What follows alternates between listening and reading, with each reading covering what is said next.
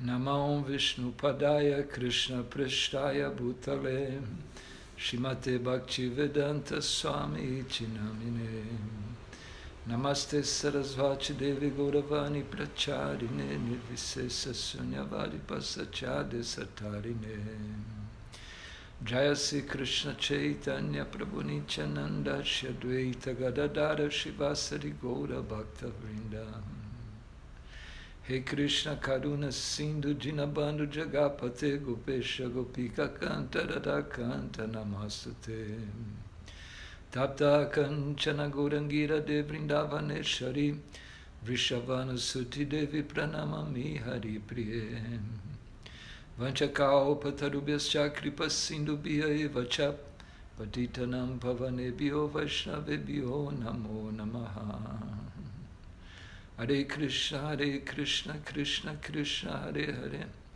Hare Rama, Rama Rama, Hare Hare. Hare Krishna. We're going to read from Srimad Bhagavatam. Srimad Bhagavatam, Canto 3, Chapter 1, Text 45. Translation purport by His Divine Grace A.C. Bhaktivedanta Swami, Srila Prabhupada. Tasya prapannākhila-lokapānām avasthitānām anuśāsane swe arthāya jātasya yaduṣu ajasya vārtāṁ sakhe kīrtaya tīrtha-kīrteḥ. Translation: Tasya, his, prapanna, surrendered, akhila-loka-pānām, all rulers of the entire universe. Avasthitānām, situated in, anuśāsane, under the control of, swe, on self, arthāya, for the interest of, jātasya, of the born, yaduṣu, in the family of the Yadus, ajasya, of the unborn, vārtāṁ, topics, sakhe, O my friend, kīrtaya, please narrate, tīrtha-kīrteḥ, of the Lord, whose glories are chanted in the places of pilgrimage. Translation by Prabhupada. Oh, my friend. So here, let me give an introduction to you. Here is Vidura. Vidura, he's speaking with Uddhava. And he says to Uddhava, oh, my friend, please, therefore, chant the glories of the Lord, who is meant to be glorified in the place of pilgrimage. He is unborn, and yet he appears by his causeless mercy upon the surrendered rulers of all parts of the universe. Only for their interest did he appear in the family of his unalloyed devotee, the Yadus. So this is from Srimad Bhagavatam, 30th Canto, which is, 30th Canto is entitled Status Quo. So this is the first chapter of the 30th Canto, is the questions by Vidura. So Vidura was a brother or half-brother of Dhritarashtra. He was half-brother of Dhritarashtra and Pandu. He was a minister. He was not a king, he was not in the royal order, because he was born from a maidservant. So he was a son of a maidservant who served the queens of Hastinapur, Ambika and Ambalika. He is known as being the incarnation of Jamaraj.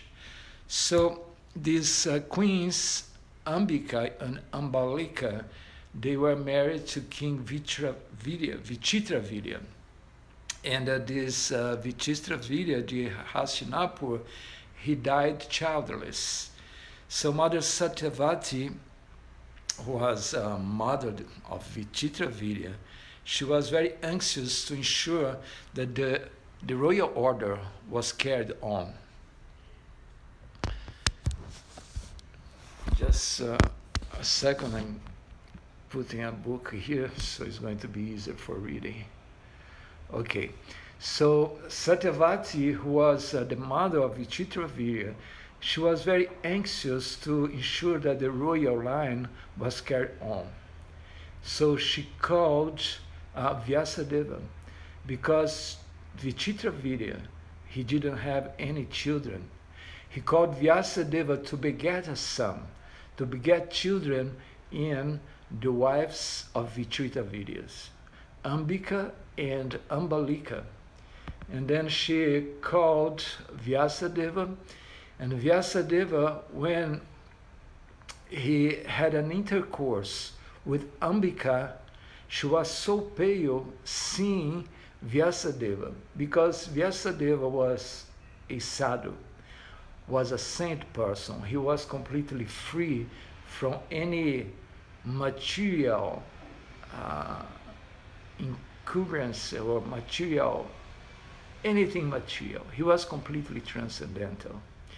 And this Vyasadeva, his look was very ugly, because he had all his hair disheveled, and he didn't care about his appearance.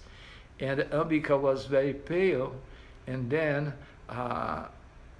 as 7 was just naturally, she had the intercourse with Vyasadeva, and from Vyasadeva and the maidservants of Ambalika and Ambika, so Vidura was born. So Vidura was half-brother of Pandu and Dhritarashtra. And he had no royal blood, but he was the minister of the Pandavas. So there is in the Srimad Bhagavatam, Canto 1, Chapter 13, is described Dhritarashtra quits home. So in that chapter, it's a very beautiful chapter where Vidura, he lives Dhritarashtra. So Dhritarashtra, he leaves the palace by the mercy of Vidura, because Dhritarashtra was so attached to family life, attached to all his belongings, attached to the palace, and he was completely bound by this material attachment. And Vidura, as a great saint, he gave light to Dhritarashtra and sent him to the forest. So that was Vidura, a great saint. And in this chapter today we are reading that the questions by Vidura. Shukadeva Goswami describes to Parikshit Maharaj how Vidura, he left the palace when Lord Krishna, who was a kind of well-wisher of the Pandavas, and he had this free access to the palace, and all the kings, they were gathered together, and Vidura started to give advice to Dhritarashtra. And Vidura advised Dhritarashtra that she had to get rid of Duryodhana. Duryodhana, who tried to usurp the kingdom that belonged to the Pandavas. And Vidura, he was just completely honest in his advice, and he told Dhritarashtra, just give up this Duryodhana. Duryodhana was mad at Vidura. Duryodhana was mad at Vidura, and he started to be very offensive to Vidura, called him a son of a maidservant. And as a result, Vidura, he left the palace. He put his ball at the entrance of the palace, and he left. He left to the forest. He left to the pilgrimage sites. So it's described in this chapter, chapter 1, the questions of Vidura, how Vidura, he travels over India in the pilgrimage sites to worship Krishna, to adore Krishna, to hear from the sadhus. And when he was in pilgrimage, he met Uddhava. So here in this verse, it's a dialogue. It's not a dialogue, but Vidura is speaking with Uddhava. So Vidura when he meets Uddhava, he starts to ask for the well-being of the Pandavas and all the Yadus. And he wanted to hear from Uddhava the glories of Lord Krishna and his devotees. So this is the situation of this verse today. So again, I'm reading the verse.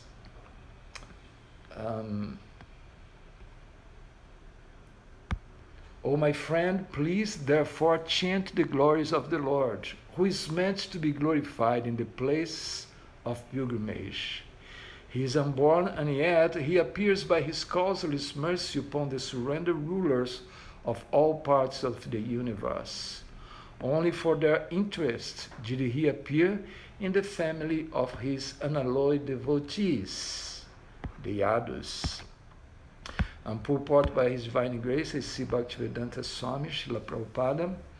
Prabhupada says, there are innumerable rulers all over the universe in different varieties of planets. The sun god in the sun planets, the moon god in the moon planets, Indra in the heavenly planets, Vayu, Varuna, and those in the Brahma-loka planets, where Lord Brahma is living. All are obedient servants of the Lord, whenever there is any trouble in the administration of the innumerable planets in different universes. The rulers pray for an appearance, and the Lord appears. The Bhagavatam, Canto 1, Chapter 3, Text 28, has already confirmed this in the following verse. Ete chansa kala punsa Krishnastu Bhagavan Swayam Indra livya kulan lokam mridayanti juge juge. In every millennium, whenever there is any trouble for the obedient rulers, the Lord appears. He also appears for the sake of his pure unalloyed devotees. The surrendered rulers and the pure devotees are always strictly under the control of the Lord. They are never disobedient to the desire of the Lord. The Lord is therefore always attentive to them. So Krishna, he descends to this material world with two purposes. This is described in the Bhagavad Gita. Paritranaya sadhunam vinashaya chaduskritam. That he comes to paritranaya sadhunam, to protect the sadhus, to protect the devotees. And paritranaya sadhunam vinashaya chaduskritam. He comes to annihilate the faithless, those who do not have faith in the Supreme Personality of Godhead. Paritranaya sadhunam vinashaya chaduskritam dharma sanstapanarthāya. Dharma means religiosity. Dharma sanstapanarthāya. To reestablish the principles of religion. Dharma sanstapatanaya. And juge juge. He comes every millennium to reestablish the principles of religion.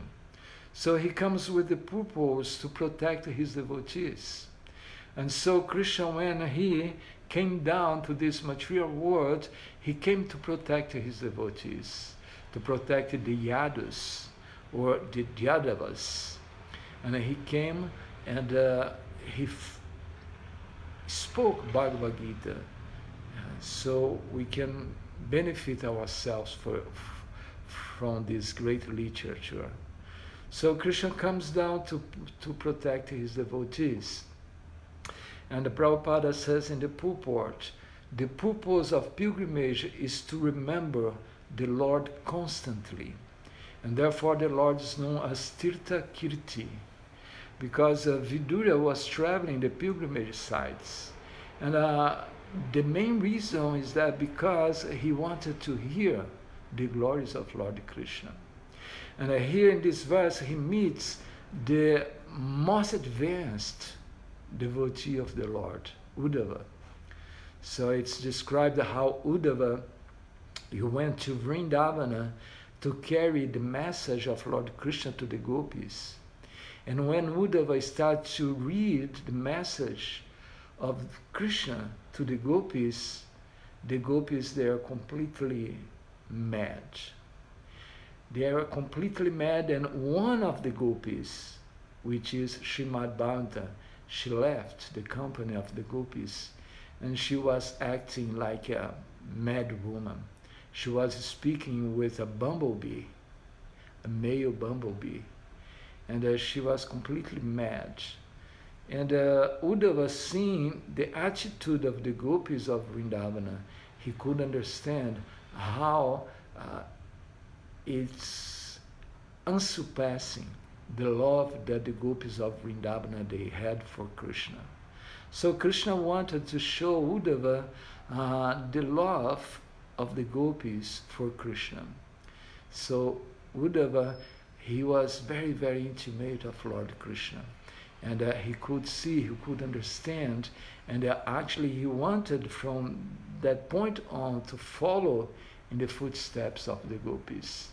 And here in this verse, Vidura is meeting with Uddhava, the topmost of all devotees. And he wanted to hear from Vidura. He wanted to hear the glories of Krishna. It says here, tīrtha-kīrteḥ. Tirtha is a pilgrimage site. So when we go to a pilgrimage site, when we go to a saint place, we go for hearing from sadhus, hearing from those who can fill us with Krishna consciousness. Krishna consciousness is possible only when we hear from those devotees who are completely absorbed in love for Radha and Krishna. So if you want to develop love for Radha Krishna, we have to be eager to hear from the Vaishnavas, from the sadhus, from those who they have the eyes anointed with love. As it says in Brahma Samhita, Premanjana churita bhakti vilochanena santasa daiva hridayashu vilokayanti jan shamasunda chincha guna sarupam govinda adipura shatamaham bhajami. So Krishna, he is seen by those who have the eyes anointed with love. For who? For Shyamasundara. Premanjana churita bhakti vilochanena. Premanjana, those eyes who are full of prema, love for Krishna. Premanjana churita bhakti vilochanena. So they can give us Krishna consciousness. For this reason, when we go to a pilgrimage site, the main attitude of ourselves should be to hear, not to go for tourism, not go to do tourism or to see exotic things, but no, it's for hearing from sadhus, hearing from those who have pure love for Krishna. So this is tīrtha-kīrteḥ, places of pilgrimage. Prabhupada says the purpose of going to a place of pilgrimage is to get the chance to glorify the Lord. Glorify and hear the Lord. Even today, although times have been changed, there are still pilgrimage sites in India. For example, in Mathura and Vrindavana, where we had a chance to stay, people are awake from early in the morning at 4 a.m. up until nighttime, and are constantly engaged some way or other in chanting the holy glories of the Lord. So Prabhupada says here that he had this chance to live in Vrindavana. Prabhupada, after he left his household duties, he went as a vanaprastha to Vrindavana. And he took sannyas eventually, and he was living in Vrindavana. And in Vrindavana, everything reminds us of Krishna. As Prabhupada explains that if you want to develop our natural Krishna consciousness, we have to go to Vrindavana. because Vrindavana is Krishna consciousness is a natural thing. So all the time you are hearing the names of Radha Krishna. All the times people are greeting you, Hare Krishna, Radhe Radhe. So everything in Vrindavana reminds you of Krishna. So for this reason it's very important. Actually, in the Upadesamrita by Srila Rupa Goswami, he advised us to live in Vrindavana, in Radha Kunda, the most intimate place of this world, where Krishna consciousness is being manifested. So India, specifically Mathura and Vraja, Vrindavana, it's very special. Very special because by being in touch with Vrindavana, with people in Vrindavana, by satsanga, by association of those who are eager to obtain the mercy of Krishna, Radha Krishna, when we hear from them, then we can develop our Krishna consciousness. Otherwise, it's very, very difficult or almost impossible without hearing from sadhus, without hearing from pure devotees. Prabhupada says the beauty of such a pilgrimage site is that automatically one remembers the holy glories of the Lord. His name, fame, quality, form, pastimes, and entourage are all identical to the Lord.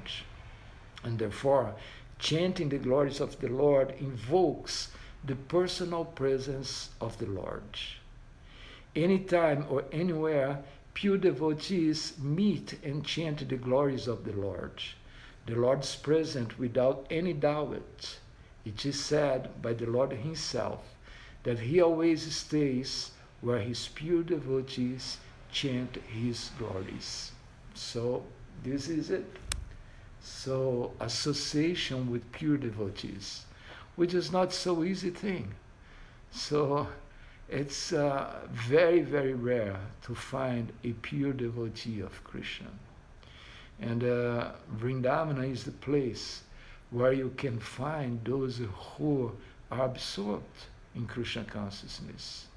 So in Vrindavana you're going to hear sadhus speaking about Krishna. You're going to hear sadhus in bhajan, in chanting, whose exclusive activity is to chant the holy names of Krishna. And to chant the holy names of Krishna, this is the prescribed method in this age of Kali. So there is nothing more sublime in this world than to develop our God consciousness or our love for God. Even the Christian says that to worship God over all. So we have to develop our Krishna consciousness. We have to develop our love for Krishna. And the best way to develop our love of Krishna is to hear from the Vaishnavas, to serve the Vaishnava. So therefore here, this verse is very, very beautiful because Vidura, in his travel to the pilgrimage sites, he goes to Mathura, to Vrindavana, and he meets there Uddhava, the greatest of all Vaishnavas.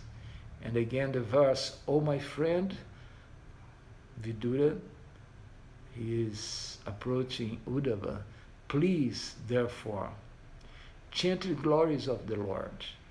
Because when he met Uddhava, he wanted to know about the Yadavas, about the Pandavas, about Lord Krishna. He wanted to hear the glories. So he says, chant the glories of the Lord. So this chanting of the glories of the Lord is going to purify our hearts, who is meant to be glorified in the place of pilgrimage. So he's meant to be glorified.